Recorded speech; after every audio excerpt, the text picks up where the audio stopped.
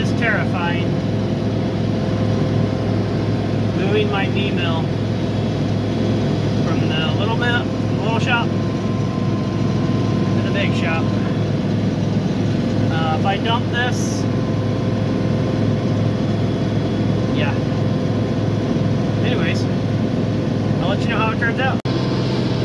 Alright, this is the scariest part because I'm gonna I've got real soft mud on the right side. And if I start to sink, it's heavy on the right side. And I also have to go up this slight hill into the shop, out tipping it.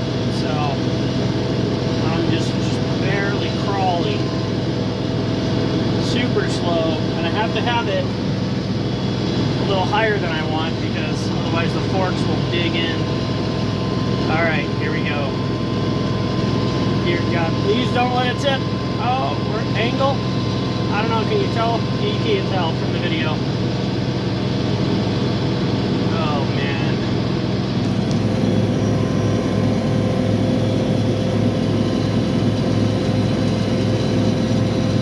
We're almost there.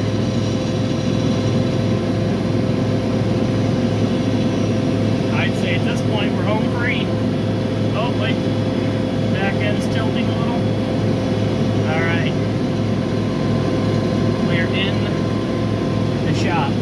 This was the biggest piece of equipment. I had to take it apart to get it in, but we made it. Here we are.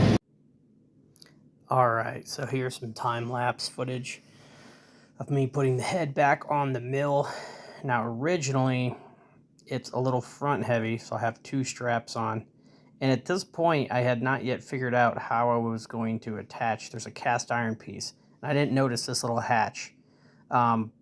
So right now I'm just trying to make sure it doesn't tip forward. Then I'm like, hey, why don't I just scoot this whole head back? There we go.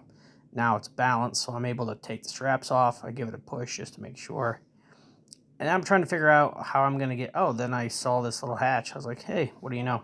Turns out it's made to be able to attach those bolts on the other side. So anyways, this was a big task for me. And getting this thing in here really represents the end of,